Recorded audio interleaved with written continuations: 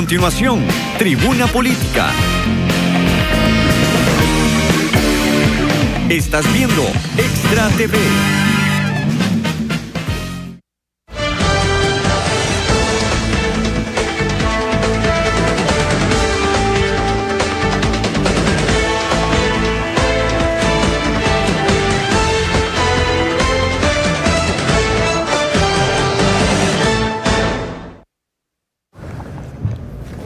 Muy buenos días, queridos amigos televidentes y radioyentes del programa Tribuna Política.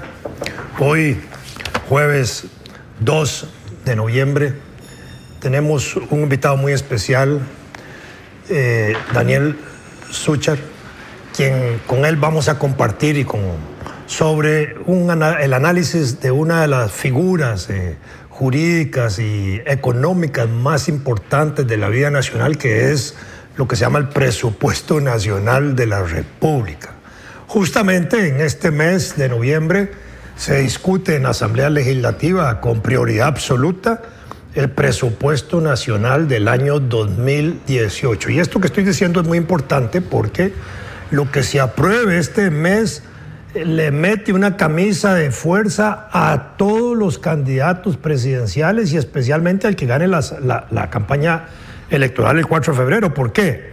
Porque ese presidente que asume en mayo del próximo año entra con un presupuesto que ha sido aprobado ahora, donde el candidato que gane la elección no tiene ninguna injerencia, no ha definido nada, no ha propuesto nada, no ha diseñado nada, no está incorporando en el presupuesto nacional del 2018 nada de lo que le está ofreciendo a usted, querido ciudadano y elector, en la próxima campaña electoral. De manera que eso es como una camisa de fuerza, pero bien pegada para todos los candidatos presidenciales. Entonces vamos a hablar hoy aquí con un buen amigo nuestro que sabe mucho de eso, Daniel Súchar. Daniel, buenos días, bienvenido a este programa Tribuna Política. Y no sé cómo quiere que empecemos. Primero, tal vez definiendo qué es un presupuesto nacional, cómo se elabora, quién lo elabora en el gobierno de la República, y después entraremos en los detalles. Bueno, primero, antes que nada, don David, muchísimas gracias por la invitación y darme el espacio aquí para poder esparcir un poquito el conocimiento y algunas preguntas, y espero que no sean tan retadoras, pero aquí le vamos a entrar, ¿no? Sí, por supuesto, para hablar de un presupuesto nacional hay que hablar de lo que es un presupuesto, ¿no? Y un presupuesto simplemente es la lista de lo que yo estoy proyectando para gastar desde el punto de vista familiar, desde el punto de vista corporativo, incluso desde el punto de vista gubernamental, que son los planes que voy a tener para un próximo, digamos, calendario. En este caso, lo que nos reúne hoy aquí es ver cuál es el listado de gastos o listado de cosas que vamos a hacer desde el punto de vista gubernamental para el año 2018.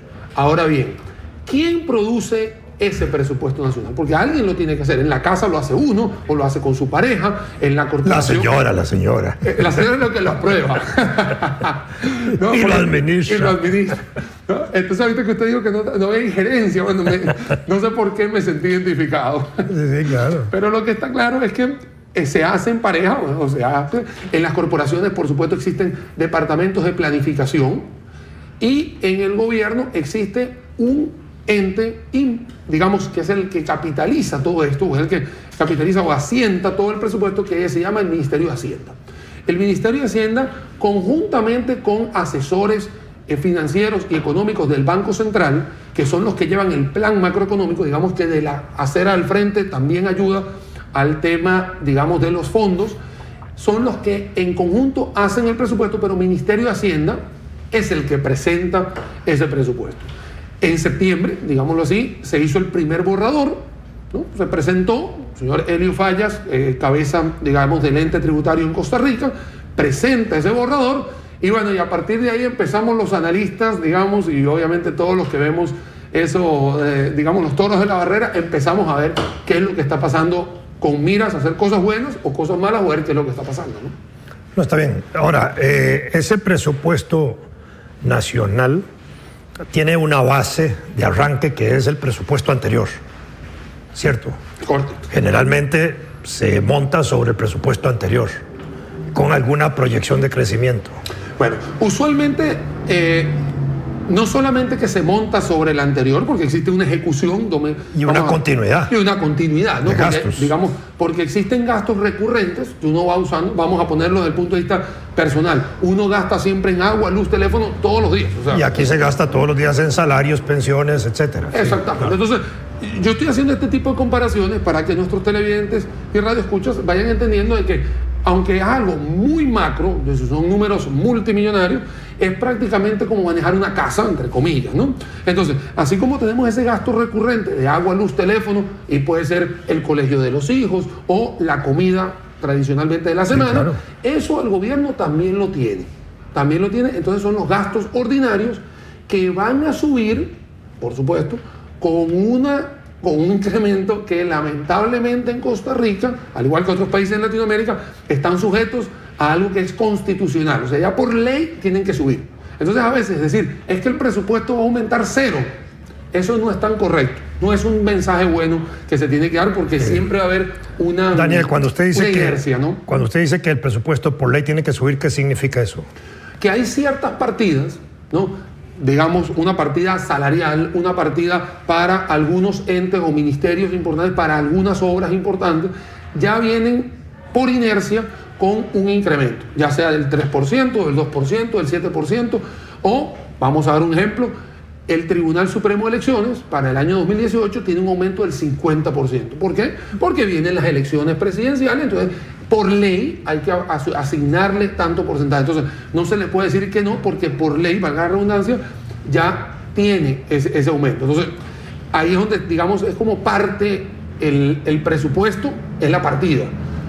Ahora bien, ¿qué desea hacer usted en 2018? ¿Usted quiere hacer una carretera? ¿Usted quiere ampliar algunos viajes? ¿Quiere fortalecer su infraestructura vial, para la redundancia? ¿O quiere comprar edificios? Bueno, vamos a meterlo en el presupuesto.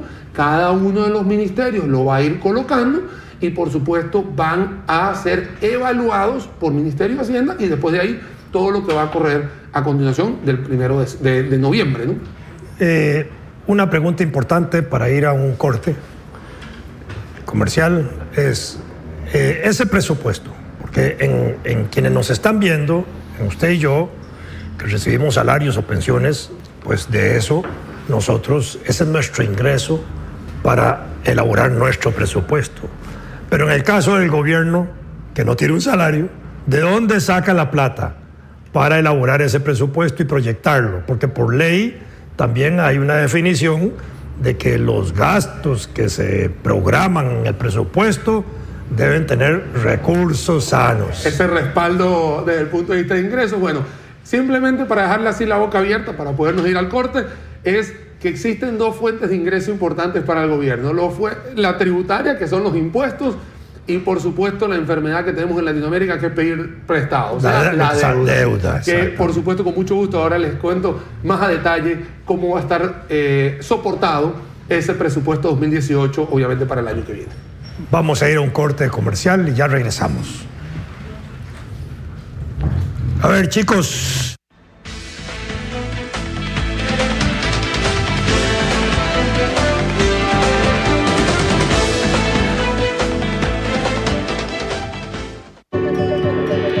Renuncié a mi trabajo para tener mi empresa. Fue una decisión difícil porque además iba a ser mamá. Yo sabía que esa decisión no solamente me iba a afectar a mí, por eso la tomé informada. Soy Paula Díaz, soy mamá, diseñadora y pequeña empresaria. Este 4 de febrero tengo que tomar una decisión muy importante: votar. Y no se toma a la ligera. Por eso me informo, porque un voto informado es un voto inteligente. Ser responsable con Costa Rica.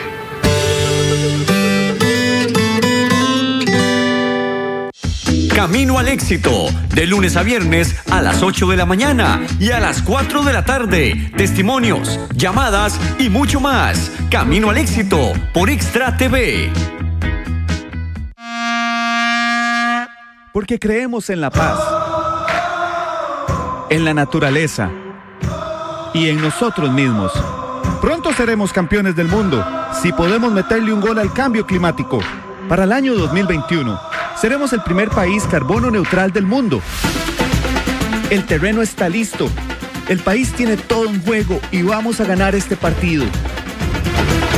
Todos unidos cumpliremos esta meta, usando menos el carro y más el bus, reciclando y ahorrando energía, Participemos desde nuestras empresas, hogares, comunidades y centros de estudio.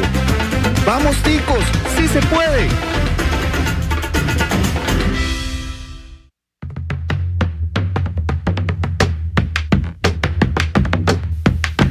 Extra TV, el canal del pueblo. Diario Extra, 39 años informando a Costa Rica. Llevando la noticia hasta sus hogares de lunes a sábado. Y ahora también podrá disfrutar de la Extra del domingo.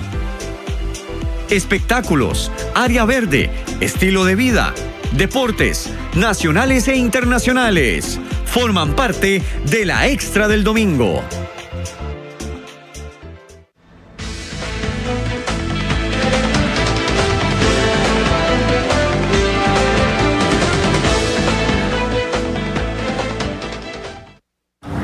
Gracias por acompañarnos. Recuerde que este es su espacio, es Tribuna Política, donde todos aprendemos, y de verdad que agradecer, bueno, a nuestro compañero de equipo, don Rotzai, que está aquí con nosotros, y dentro de unos minutos se va a integrar un economista más para poder llevar hasta, bueno, para poder aprender todos, en realidad tratar de conocer un poco más ampliamente el tema del presupuesto.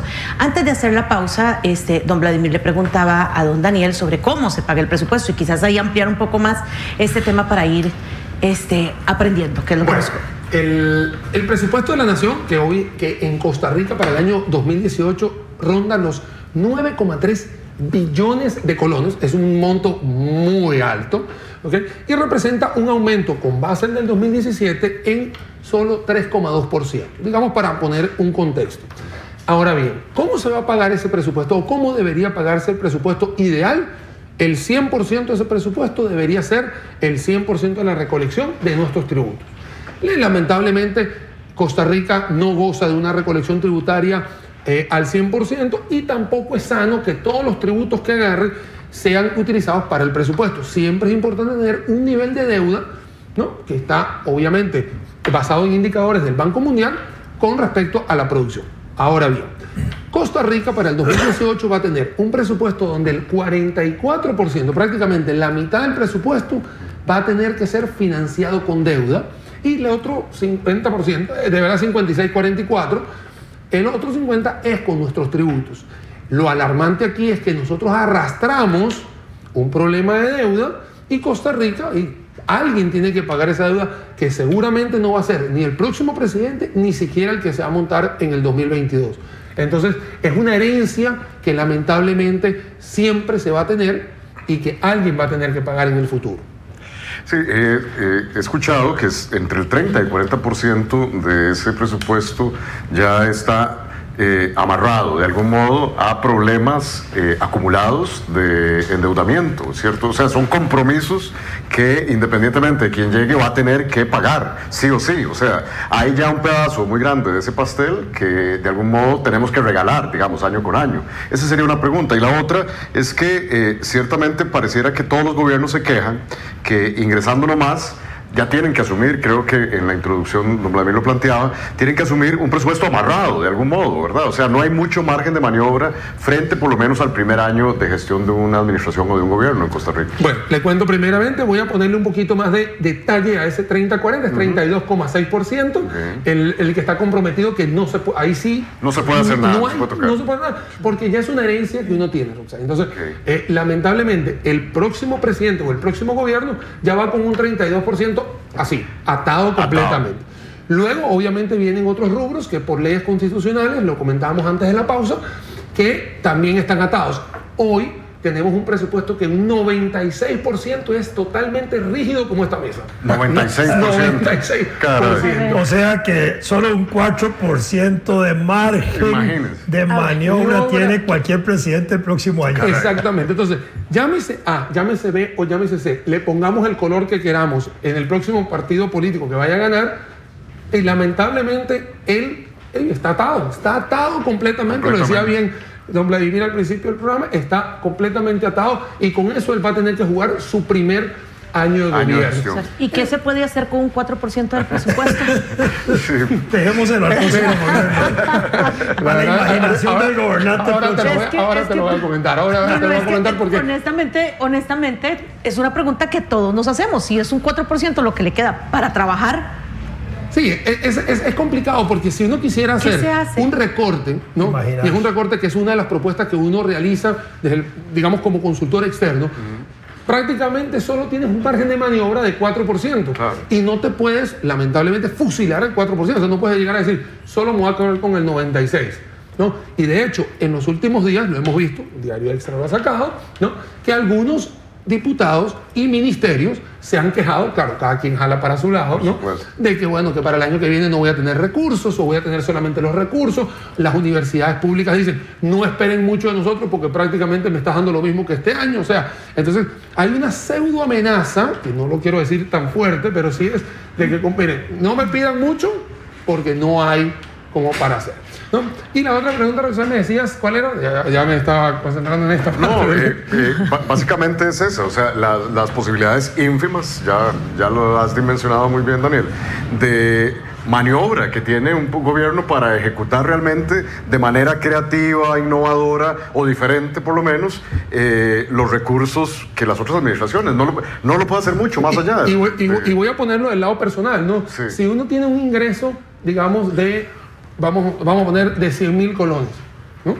Y tú dices, mira, yo voy a hacer mi presupuesto con base a los gastos. Y mis gastos, ya de por sí son 96.000. Claro.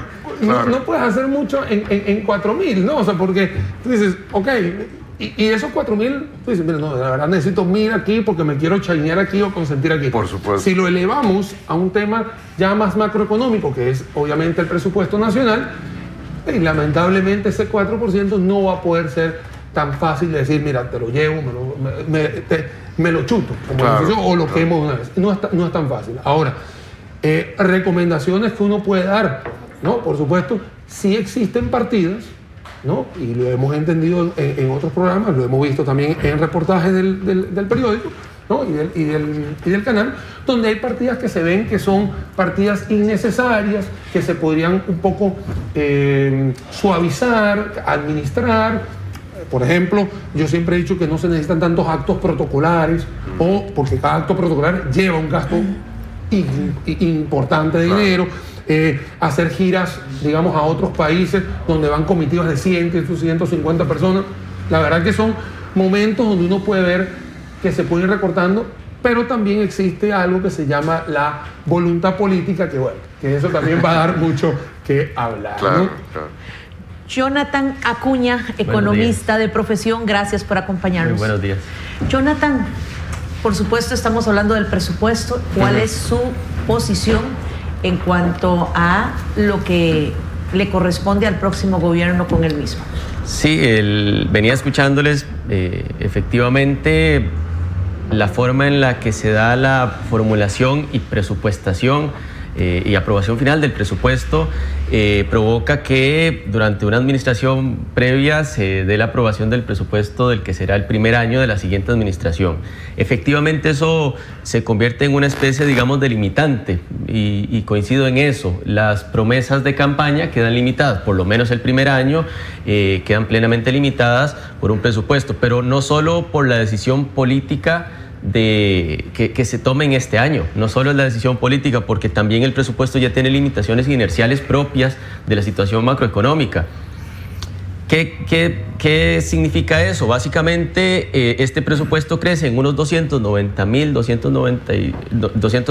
millones de colones y la partida que más crece no es un programa social el que se haya tomado una decisión que vaya a convertirse en una camisa de fuerza para el próximo gobierno. No es una gran política pública que se vaya a convertir en una camisa de fuerza para el próximo gobierno, sino que es una partida en específico que es la de gasto en intereses y tiene un crecimiento estrictamente inercial provocado de una deuda de gobierno central que es ya gigantesca, que supera el 50% del PIB, y entonces para dar cuenta de esa deuda gigantesca hay que hacer abonos cada vez más grandes, y como los abonos cada vez son más grandes nos tenemos que gastar una mayor cantidad de plata que ya alcanza casi los 3 millones de colones en hacer abonos a esa deuda, y sobre eso no hay decisión de nadie, ni de quienes formulan ni de quienes aprueban, es decir, ni del Poder Ejecutivo ni de la Asamblea Legislativa. Sobre eso no hay decisión. La única decisión sería de una radicalidad desastrosa, que sería entrar en moratoria, es decir, dejar de pagarle deuda La última vez que eso ocurrió acá fue hace casi 40 años y tuvo consecuencias muy graves. Prácticamente se duplicó la pobreza, hubieron cierres gigantescos en inversión en educación que hoy tienen efectos. Y entonces sí, este presupuesto se convierte en una camisa de fuerza para el próximo gobierno porque se toman decisiones sobre él este año.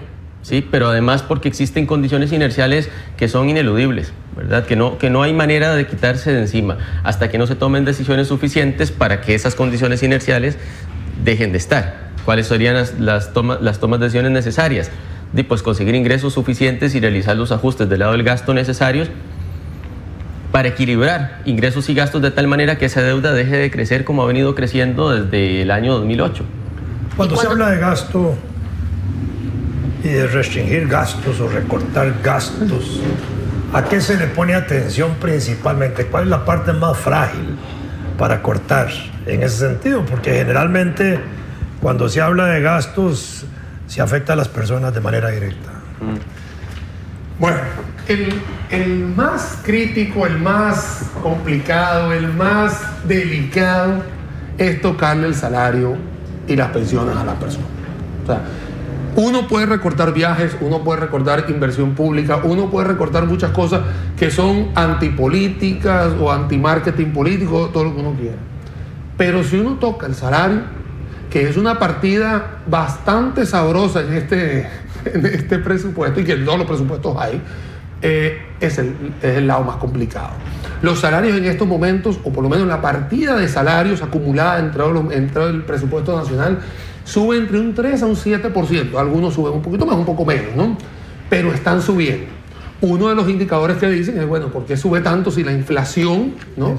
Que es el costo de la vida, digamos, un impuesto de costo de la vida asociado, lo podemos explicar después, no está muy alto, prácticamente está muy controlado entre 1 o 2%. Entonces, ¿por qué algunos salarios están subiendo 3 a 7%? Uno podría decir, hey, cortemos aquí.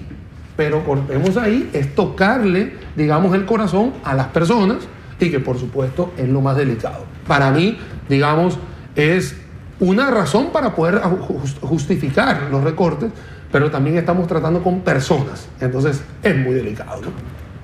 También llama la atención que no hay mucha flexibilidad tampoco entre las... por lo menos en el presupuesto del año pasado a si no, por favor me corrigen. Me parece que aún en año electoral, que tradicionalmente se ha dicho que se gasta más, que los gobiernos tienden a ser un poco más expansivos para sacar rédito en su último año de gestión y tal, pero pareciera que este no es el caso, ¿verdad? En este presupuesto. Pareciera que es casi un copy-paste, dirían en términos informáticos ahora, de presupuestos anteriores. Ya Jonathan explicaba que hay una inercia, que digamos que son esos compromisos que cada año además crecen en virtud de factores macroeconómicos y del entorno internacional, pero realmente, no sé, hay una suerte de resignación de parte del Ejecutivo, de parte de la propia Asamblea Legislativa, en que prácticamente no se puede hacer nada, ¿verdad? O sea, ¿en qué momento vamos a llegar? Pareciera, si seguimos con esa dinámica, a que ya ni siquiera los compromisos por obligación podamos asumir, Jonathan y Daniel. Claro, yo anotaría en ese sentido un elemento, ¿verdad? Ante la consulta de cuáles gastos, digamos, son más sensibles, hay un elemento que tiene que ser considerado siempre en esta discusión. El presupuesto es una ley especial que está atada a las leyes ordinarias, a todo el resto entramado de leyes ordinarias. Entonces eso implica, por ejemplo, que en materia laboral, ¿verdad? No es en el presupuesto donde se puede recortar. Es decir, ese sería el segundo paso después de haber realizado y tomado alguna medida que efectivamente conlleva una negociación entre actores políticos muy, muy compleja. Pero no es en el presupuesto. Pongo un ejemplo, el primer año, en el 2014, el primer año de este gobierno, pues está toda la discusión de lo del cierre de la DIS, ¿sí? Para poder realizar eso como se debe, primero se debe aprobar una ley ordinaria que cerrará la DIS y luego quitarle el presupuesto a la DIS. Y pues legisladores y legisladoras propusieron vaciar de contenido el programa presupuestario dentro del Ministerio de la Presidencia que corresponde a la DIS y dejarlo en cero. Pues no funciona así, no se puede hacer así, no se puede vaciar de contenido presupuestario porque existen leyes ordinarias que atan al legislador cuando funciona como legislador presupuestario, cuando cumple esta función específica de ser legislador presupuestario. Entonces eso es un elemento y por eso existen efectivamente amplias disputas. Del lado del gasto, preocupante también, siempre genera muchísima polémica, la inversión en educación, porque evidentemente en términos también de discusión y en términos culturales tiene un peso gigantesco sobre el imaginario costarricense. Esa discusión sobre educación, que además está marcada porque apenas hace unos años se amplió en 2 puntos porcentuales constitucionalmente la obligación de inversión en educación y se sigue incumpliendo. Entonces, todo eso está dentro de la discusión.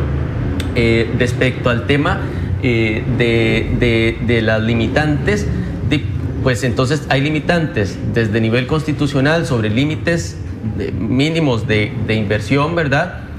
Ilegales, por ejemplo, el PAN y el 7% del impuesto sobre renta, eso dice una norma ordinaria y la Sala Constitucional ha insistido que esas normas ordinarias, cuando se tratan de inversión social, de gasto en inversión social, tienen rango constitucional.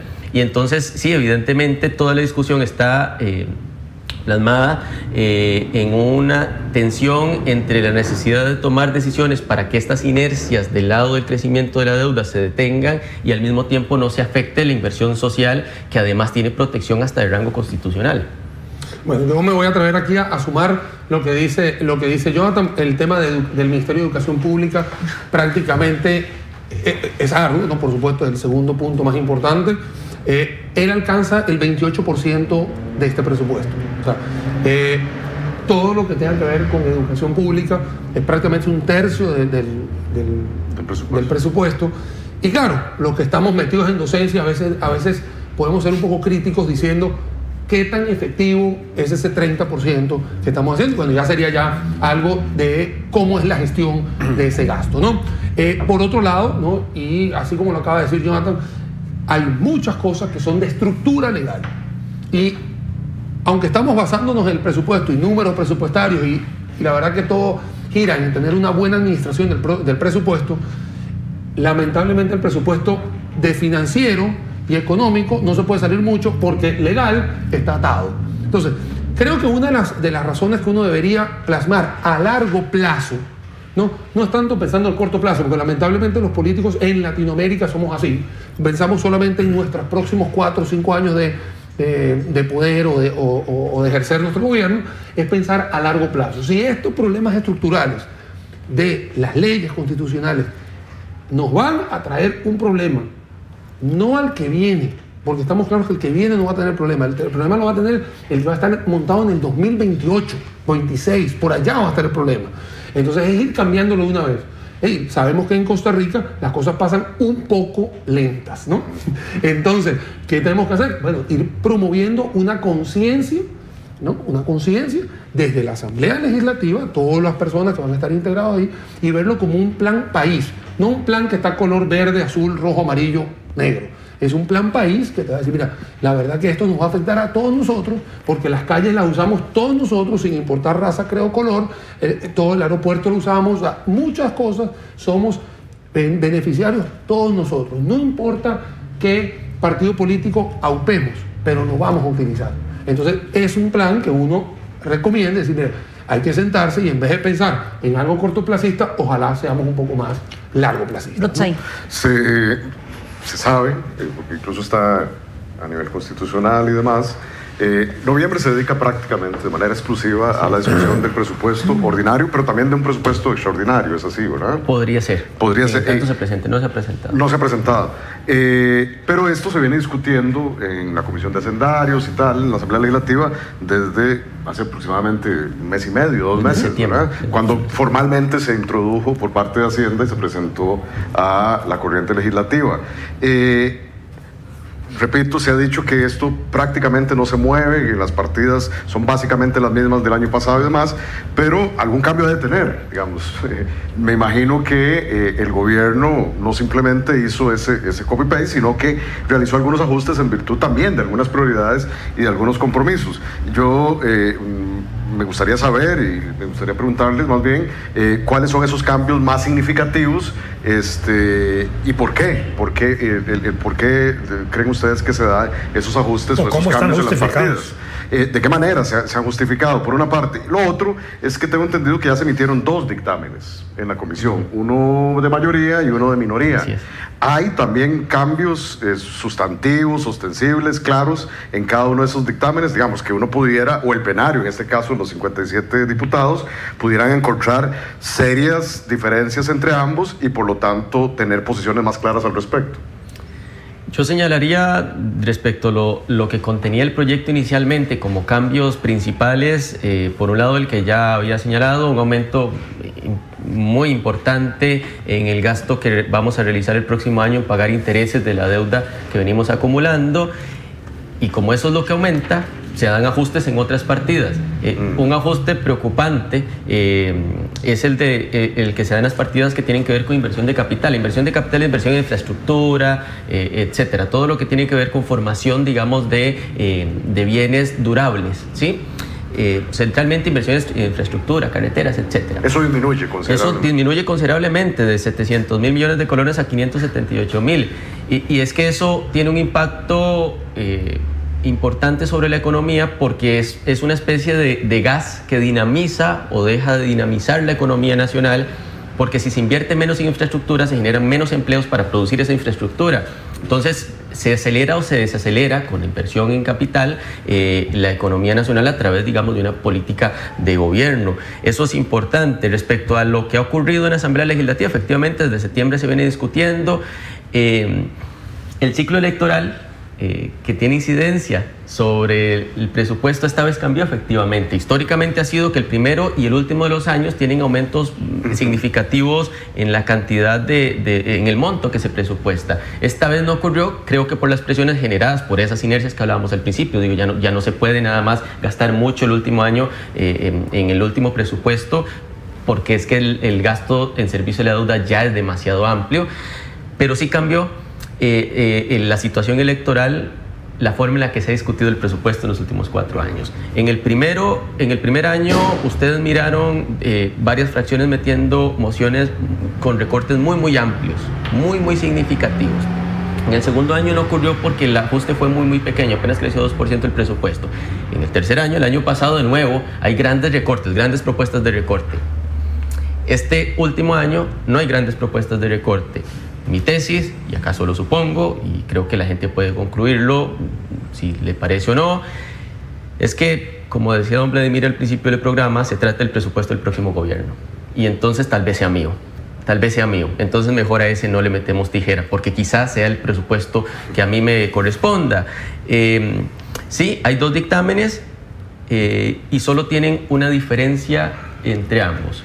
El dictamen de mayoría, básicamente, al ser de mayoría, contiene todas las modificaciones que se aprobaron en la comisión, ningún recorte, excepto uno, que fue un recorte de unos 10.000 millones de colones a la deuda política, al financiamiento de partidos políticos para la campaña del próximo año. Eso lo contiene el dictamen de mayoría, y el de minoría, la única diferencia que tiene es que ese recorte de 10.000 millones de colones no lo incluye. Esa es la diferencia básica entre los dos, más allá, digamos, de una exposición de motivos diferenciada, obviamente, y enfoques distintos, pero en términos contables, la única diferencia es esa. O sea, la única diferencia son 10.000 millones de colones. Sí, así es.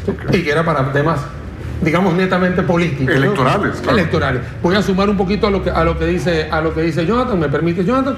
El primer año, cuando hubo un aumento prácticamente del 19%. Así ¿no? es.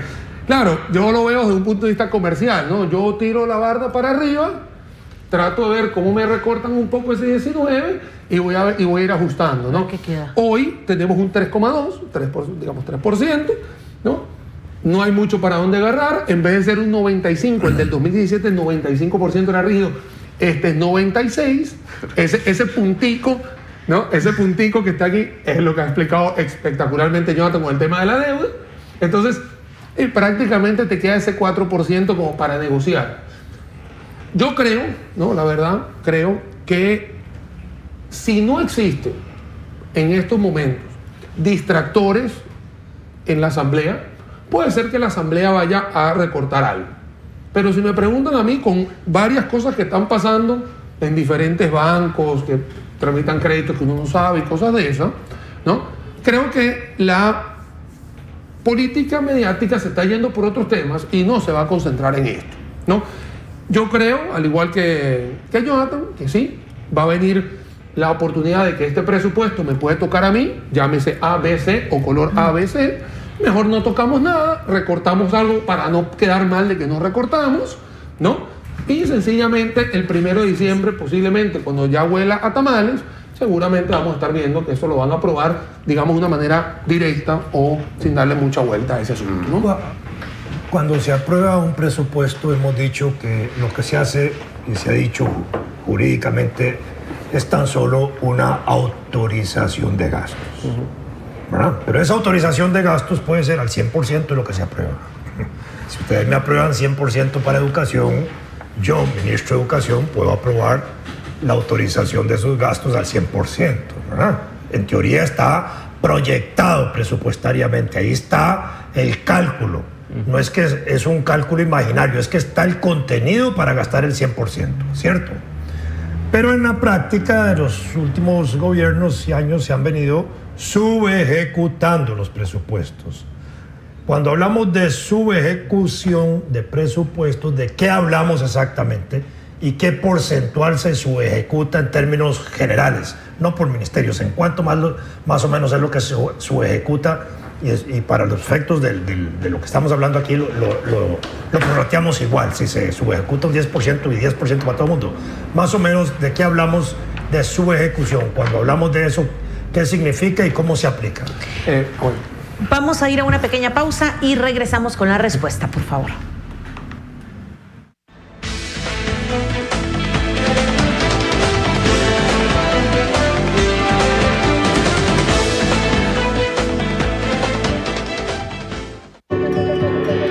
Renuncié a mi trabajo para tener mi empresa. Fue una decisión difícil porque además iba a ser mamá. Yo sabía que esa decisión no solamente me iba a afectar a mí, por eso la tomé informada. Soy Paula Díaz, soy mamá, diseñadora y pequeña empresaria. Este 4 de febrero tengo que tomar una decisión muy importante, votar. Y no se toma a la ligera. Por eso me informo, porque un voto informado es un voto inteligente.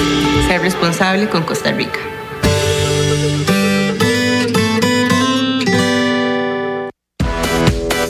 Adrián Alvarado lo espera con lo mejor de las pasarelas, conciertos y entrevistas en su programa Fiesta TV, sábados, 10 de la noche. Primera edición de la Expoferia Gastronómica y Taurina Acerrí 2017. En Barrio María Auxiliadora. Toros, conciertos, Industria Rosales con el original churro helado. Ciudad Mágica y el tradicional hotel.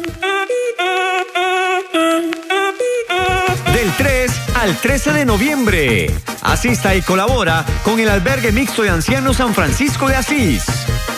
Te invita Extra TV.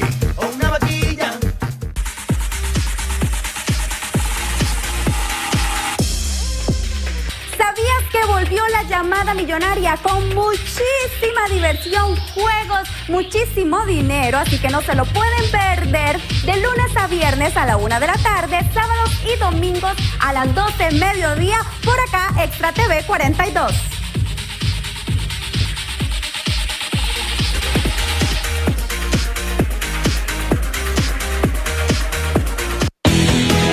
La verdad con Vivian Quesada. Todos los miércoles a partir de las 7 de la noche. Por Extra TV, el canal del pueblo.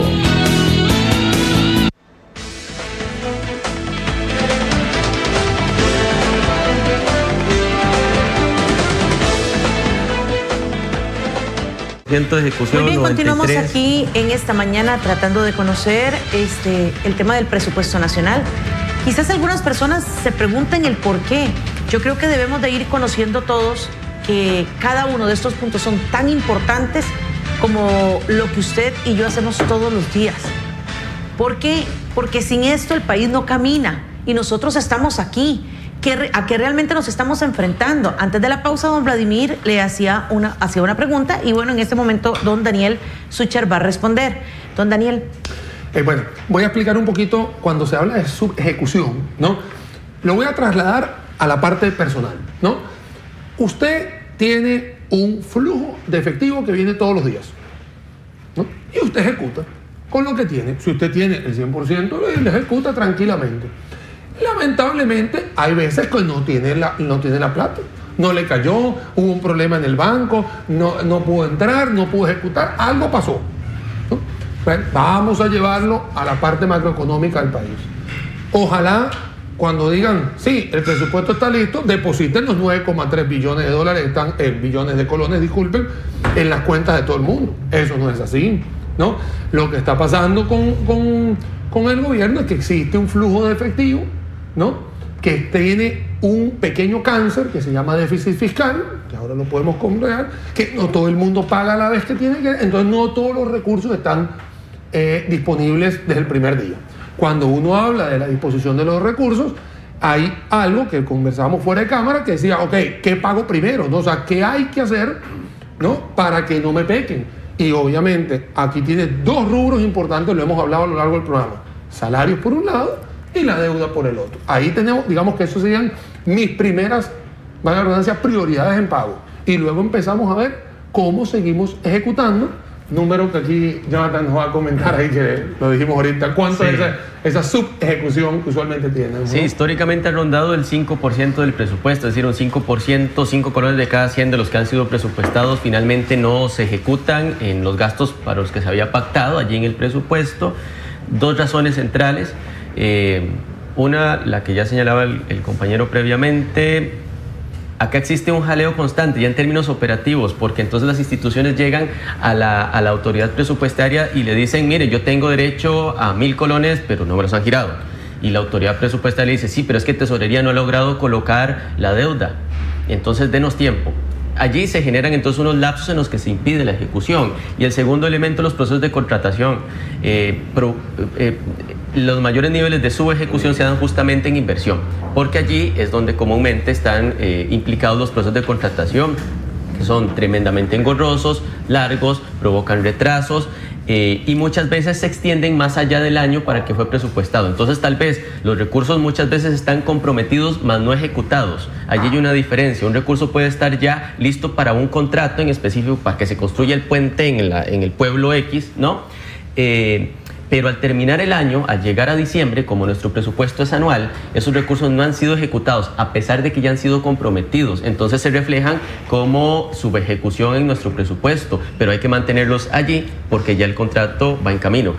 En un país como el nuestro, en el año 2017, debemos avanzar a un concepto nuevo desde el punto de vista de la aprobación de presupuesto, que sería presupuestos plurianuales, donde de pronto hagamos presupuestos por 2 o 3 años de un solo tiro, donde se autorice de una manera ágil cualquier modificación presupuestaria, vía presupuesto extraordinario, discusiones especiales en la Asamblea para hacer cambios, pero tener ya una visión de 2 o 3 años, porque esta discusión anual pues viene desde 1800 y pico.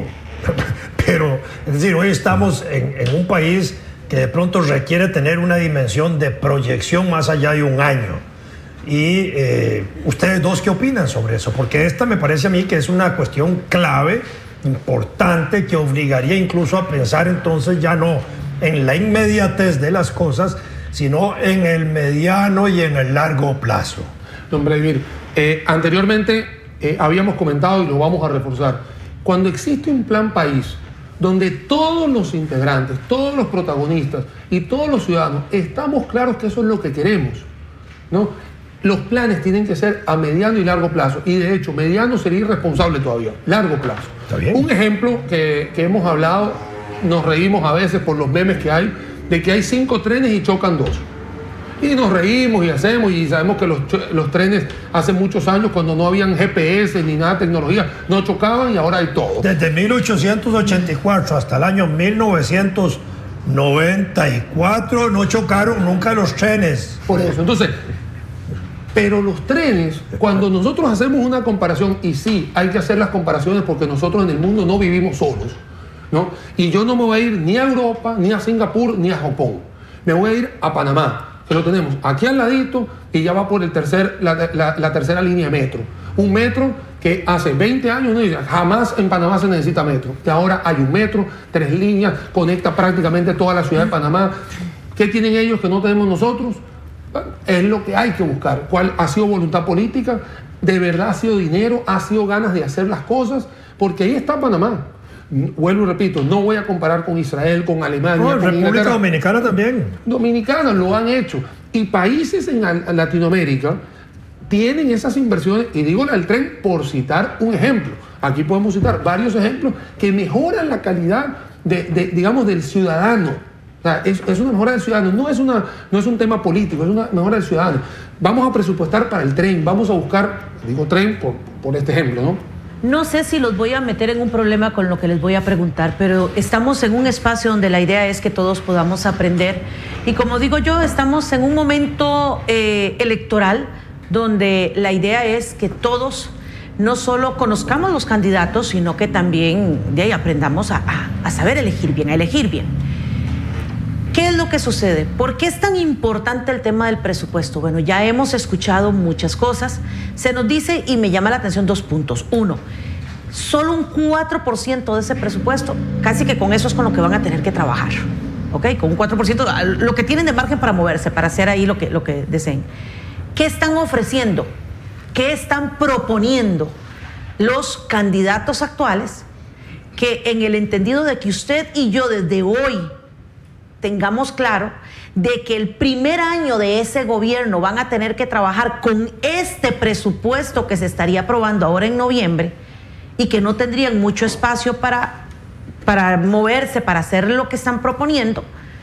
Hace unos días don Vladimir aquí comentaba y decía, habría que ver si ese programa de gobierno, que algunos, porque no todos lo proponen, en el segundo año de administración, lo toman y lo tratan de calzar con el presupuesto que ellos proponen. ¿Quiénes y cómo, políticamente hablando, ustedes ven que ejecuten y que hagan este tipo de ejercicios? Nada más por la cara que puso Daniel oyendo eso, porque eso, pero en el fondo, para ponerlo en términos del próximo año, septiembre presentan el primer borrador del presupuesto y la discusión. Ningún presidente de la República y ningún ministro de Hacienda de esos gobiernos, cuando presentan el presupuesto, van a la Asamblea Legislativa, le hablan al país diciendo, estamos presentando este proyecto, estamos pidiéndole a los diputados que lo aprueben porque ahí van compromisos de campaña, etcétera, etcétera, y que queremos cumplir. Nunca se ha hecho eso. Bueno, ok, ¿quién hace el ejercicio y con base? Porque aquí pareciera ser que, como dicen nuestros abuelos, estamos trabajando hoy para comer antier. Sí. Entonces el problema aquí es que vemos que todos nos ofrecen y que en este momento electoral todos dicen vamos a hacer, pero nadie dice ni cómo los van a hacer ni dónde van a agarrar la plata y dicen que no hay plata. Entonces, señores, que no nos sigan viendo la cara. Ustedes como economistas, ayúdenme con la ecuación, por favor. Vamos a ver, yo no voy a responder quién, creo que le corresponde a cada ciudadano, pero sí elementos a considerar. 1, cuando se hacen las promesas, identificar no solo cuál es el objetivo, sino cuáles son los medios. Sí, eso es muy importante, porque entonces uno escucha cosas como construiremos un tren de 3 pisos, ¿no? Sí. Ok. ¿Cómo? Ok, digo, buenísimo el objetivo, me encanta, yo viajo en tren, buenísimo. Pero los medios de 2 tipos. ¿Está dentro de las competencias del presidente de la República? Primero. Y en segundo lugar, existen recursos suficientes. ¿Por qué digo lo primero? Porque importa en términos presupuestarios. Uno escucha muchísimas propuestas que por lo menos en términos presupuestarios escapan de las manos del presidente de la República. Este presupuesto, lo que estamos discutiendo hoy, solo abarca aproximadamente la tercera parte de lo que es todo el sector público de este país. Es decir, en manos del Poder Ejecutivo en términos de formulación y luego la Asamblea Legislativa en términos de aprobación, solo está la tercera parte del presupuesto. No está el de las instituciones autónomas. Allí no tiene incidencia, por lo menos directa, el presidente de la República o quien vaya a ser presidente de la República. No tendrá incidencias directas sobre el presupuesto del ICE ni del Recope.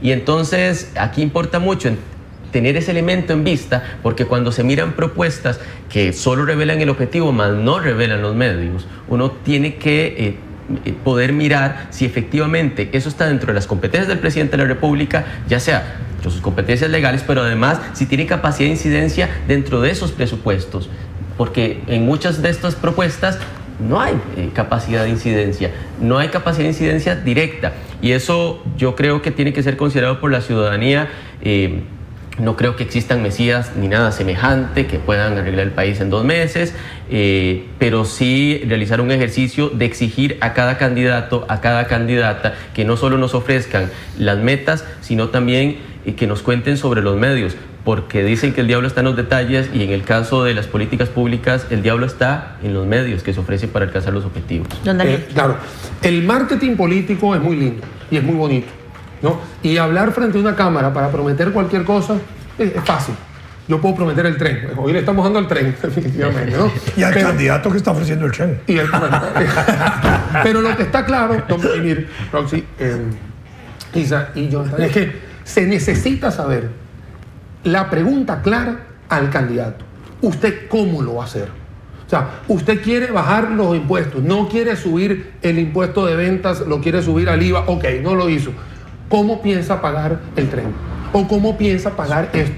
O sea, ¿dónde está el ejercicio donde muchísimos analistas financieros, no solamente los que nos dedicamos a la docencia, muchísimas tesis de grado, muchísimos trabajos de investigación lo dicen, las universidades lo tienen, universidades públicas y privadas tienen las personas que a diario están haciendo sus trabajos de investigación, y nunca he visto un candidato o un partido político decir, mira, yo voy a hacer esto con base en estos 3 estudios que yo hice, digamos, en 3...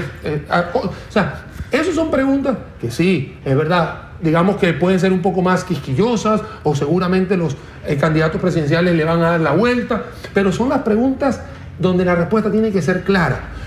Recordamos una publicidad, me disculpan, hace 4 años antes de esto, que íbamos a llegar todos más rápido a casa, ¿no? Y lo sabíamos, y lo vimos, y qué lindo, ¿no? Yo la verdad no llego más rápido a mi casa, ¿no? El sueño de todos. Entonces, más rápido a mi casa, ¿cómo no? Y más rápido no solamente a mi casa, al trabajo, es calidad de vida, estar con mis hijos, estar con mi esposa, digamos, con mi familia.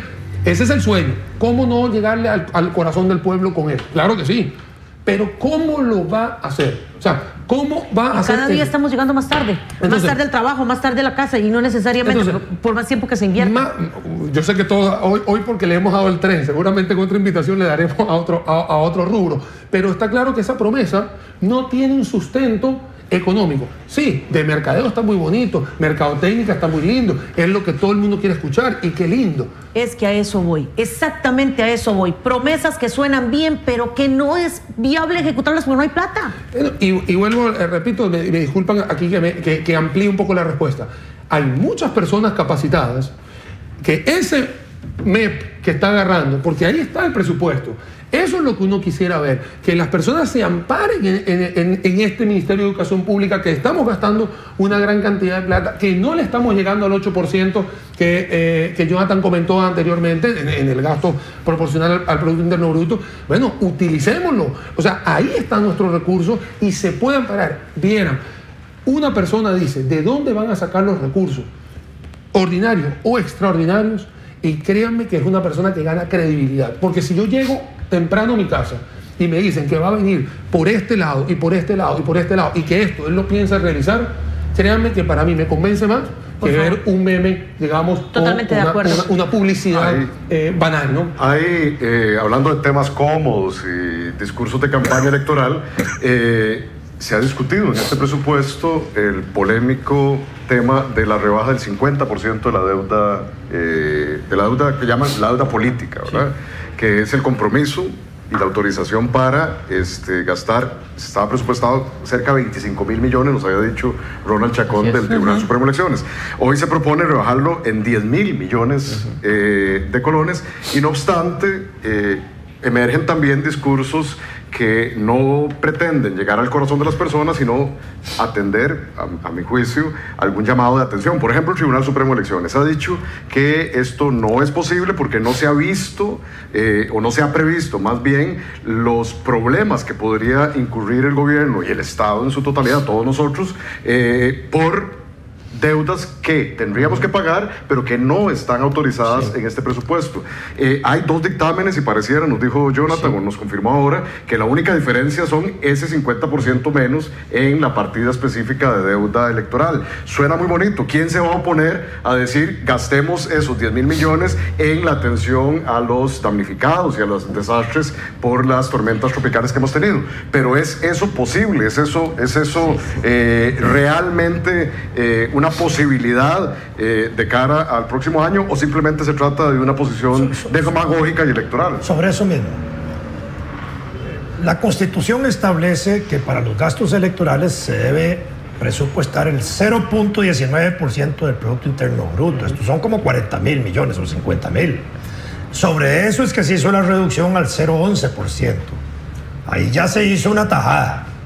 Pero eso está en términos reales posible hacerlo porque la suma de todos los presupuestos de los partidos políticos para la campaña electoral nunca llega a esa mitad, al 0.11. La suma de todos. Y porque el presupuesto que se presenta por un partido político durante la campaña no se puede modificar ni para arriba ni para abajo, es eso, fijo. Entonces, quitar ese diferencial, eso es posible. Si se quiere rebajar sobre el 0.11%, esa es otra discusión. Pero eso solo tiene una implicación que es peor y más peligrosa. Si se le quita plata al financiamiento electoral, la plata va a entrar por el narcotráfico, va a entrar por el cemento, va a entrar por toda la corrupción pública del país. Porque esa plata está destinada justamente para garantizar participación democrática que no se realiza de esa forma, ni el tribunal la presupuesta democráticamente pareja para todos los partidos. Así es, hay un dictamen de mayoría que dice sí se puede, ¿verdad? O sea, aquí el tema es, más allá de las implicaciones, si se puede o no, y por qué se está discutiendo eso. Y ya existe pronunciamiento del Tribunal Supremo de Elecciones indicando de que no es, que eso es un problema. Vamos a ver, yo quisiera aclarar el tema. Tengo 30 segundos, Jonathan. Sí, cortísimo. Vamos a ver, si se puede técnicamente, lo que dice la Constitución es que se pueden hacer modificaciones al Código Electoral 6 meses antes si se tiene la venia del Tribunal Supremo de Elecciones. Ya se si se aprueba la ley ordinaria, de nuevo una nueva, que lo rebaja aún más, se podría realizar técnicamente. Implicaciones políticas las podemos discutir. Técnicamente es posible. Muy bien, no, muchísimas gracias a todos. Lamentablemente ya nos robamos unos minutos nosotros aquí, a ustedes en sus hogares. Mil gracias. Mañana, si Dios lo permite, a partir de las 7 de la mañana. Que pasen bien.